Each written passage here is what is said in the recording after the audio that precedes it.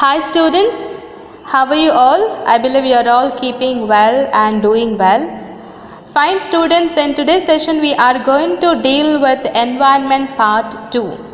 And before we get into part 2, let's have the recap of what we have done in our previous session, that is environment part 1. So reading a environment is actually an interview with Wangari Maathai, environmental activist and a Nobel Prize winner.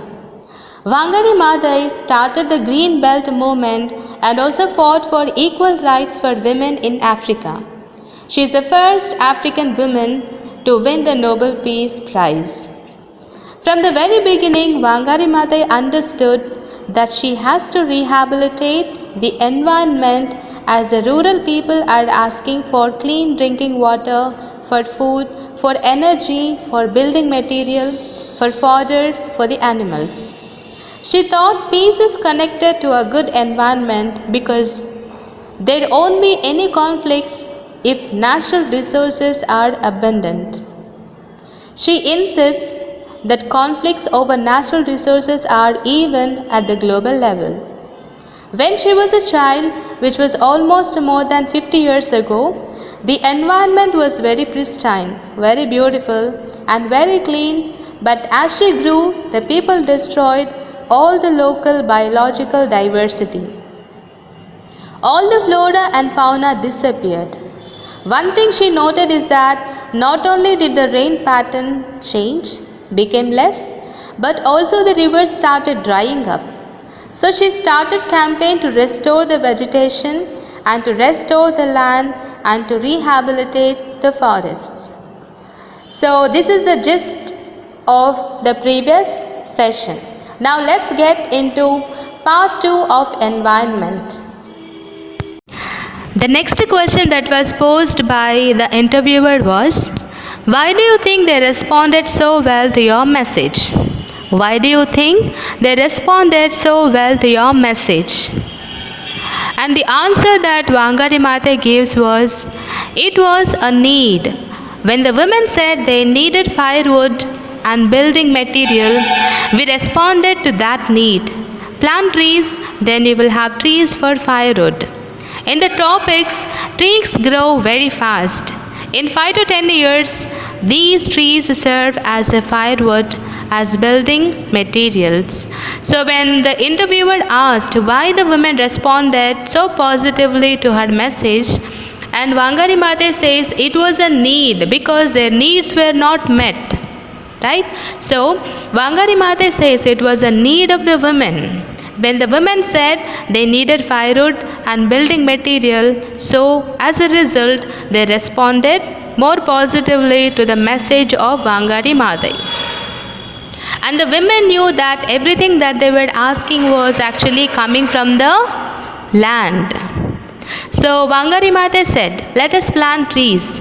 Then we will have trees for firewood, trees, or wood for building material. So the women started, they started planting trees, and in tropics the trees grow very fast. Now what is meant by tropic? Tropic, it's an area between the Tropic of Cancer and the Tropic of Capricorn. So in these regions trees grow very fast. So in 5 to 10 years these trees serve as firewood, as building material. Now what is meant by serve? Perform duties or services for another. Here the trees which were planted, which will be planted by the women, in 5 to 10 years they will grow as big trees and they will give them firewood and material for construction of building. Clear? Once we had planted those trees, we saw the need for them to understand why we have to have good governance. So it became important to give them civic education so that they could understand how we govern ourselves, why we govern ourselves the way we govern ourselves, why we are managing our environment the way we are managing it.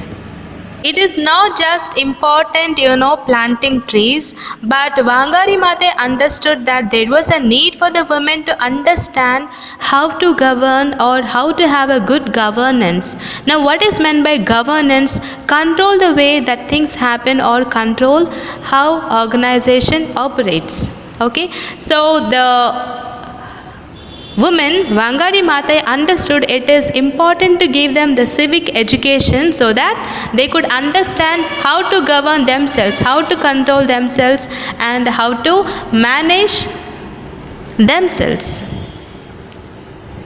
It's simple. Wangari Maathai understood that it was a need for the women to have civic education, study of rights and duties of a citizen, to know their rights and duties, so that they would be able to govern themselves, as well as they would be able to govern or manage the environment.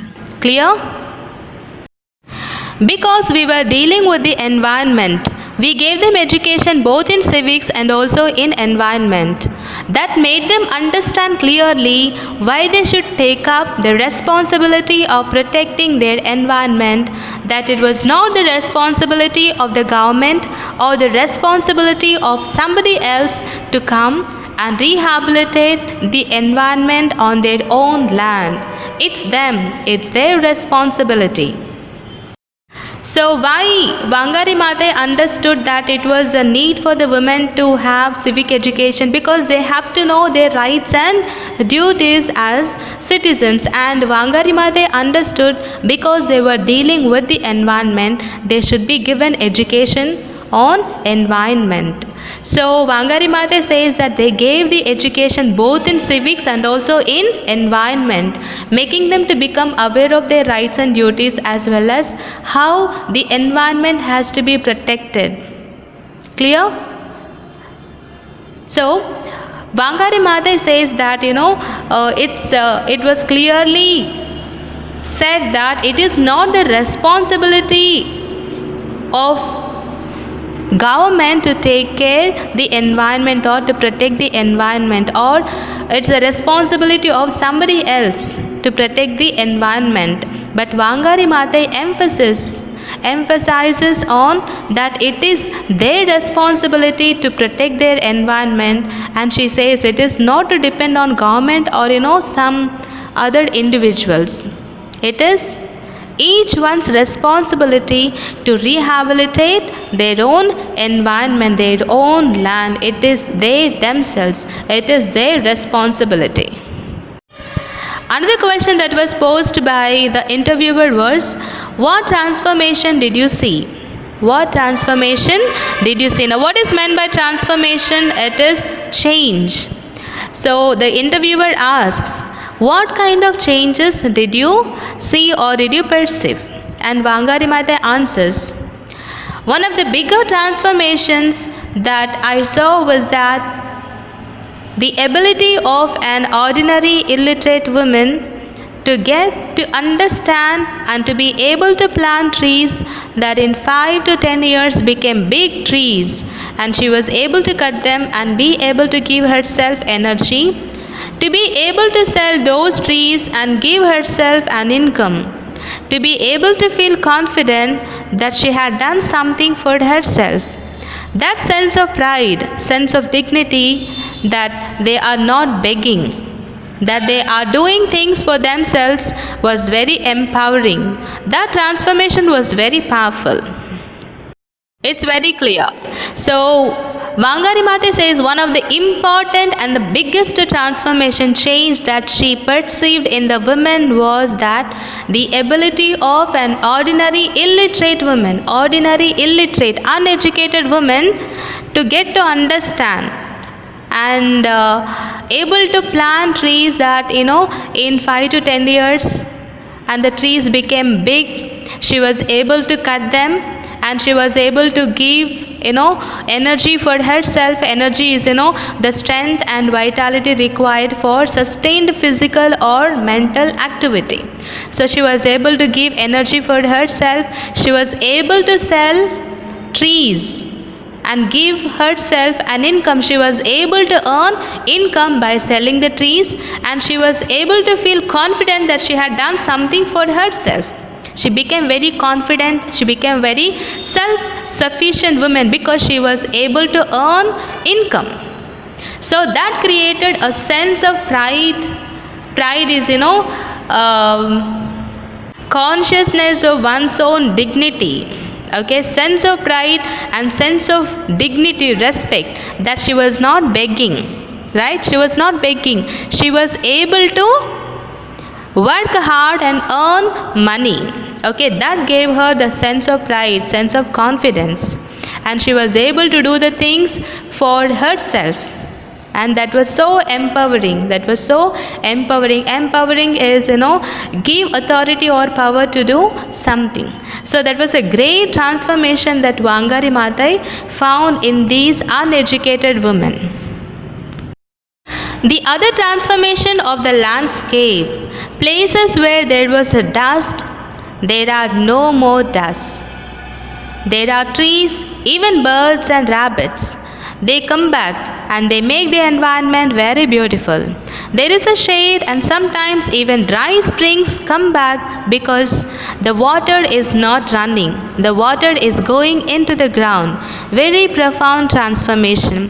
The first transformation or the change was found, in the women. The women who were uneducated have become very self-confident, self-sufficient, and they were so independent. And the second transformation that Wangari Maathai found was that, it was related to the landscape. Places where there was dust, now there is no more dust, and trees started growing so well, and the birds and animals came back. And the environment became very, very beautiful. There is a shade, and sometimes even dry springs came back because the water is not running. The water is going into the ground. It was very profound transformation. What is meant by profound? Profound is great or reflective. Now,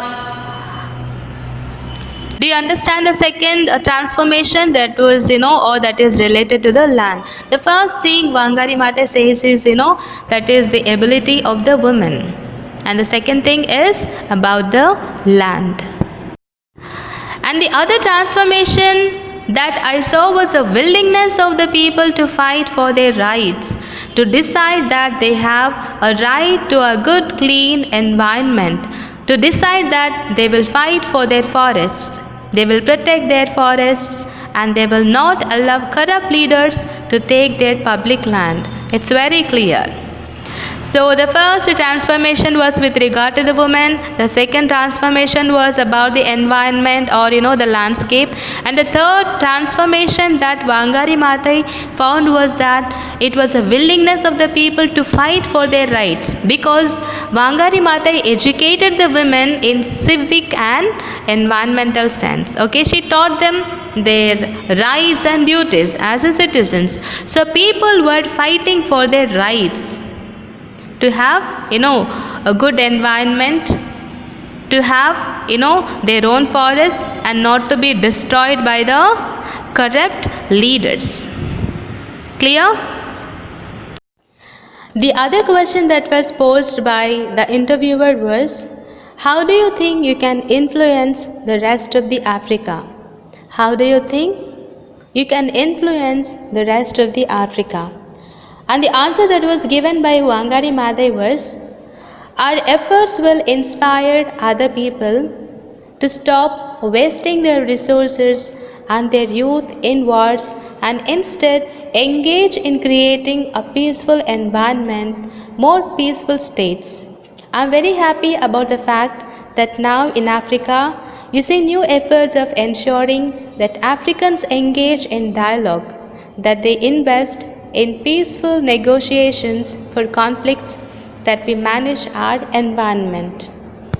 The first thing Wangari Maathai says is, stop wasting their resources. People will stop wasting their resources, and people will engage themselves in creating peaceful environment instead of engaging themselves in wars.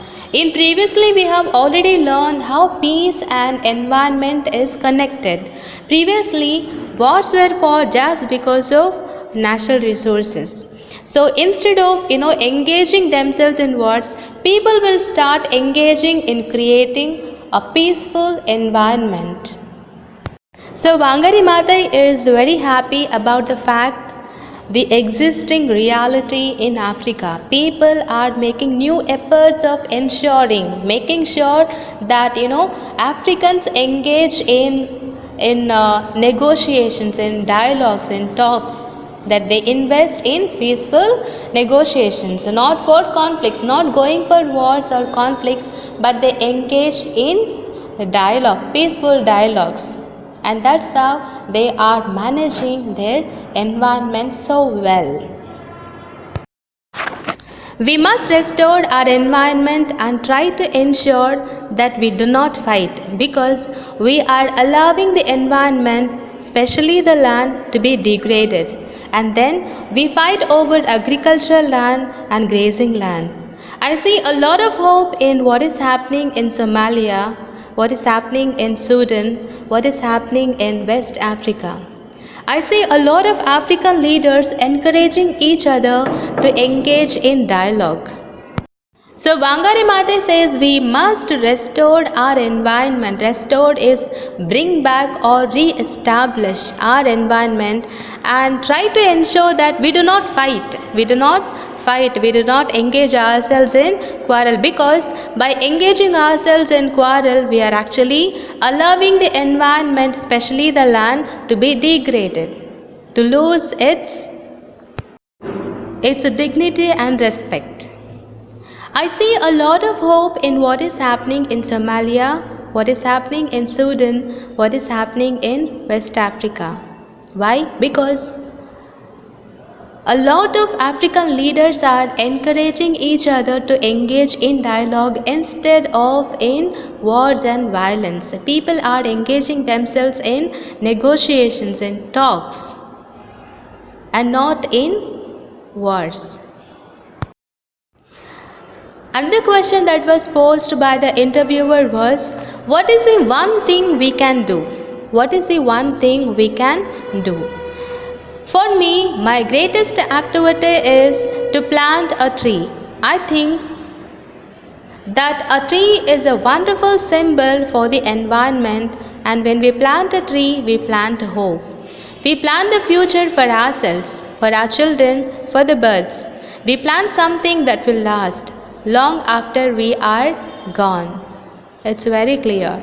So when the interviewer asked what is the one thing that we can do from our part, and Wangari Maathai says the greatest activity from her part is to plant a tree, because the tree is a symbol of hope. Tree is a wonderful symbol for the environment, and when we plant a tree, we plant hope.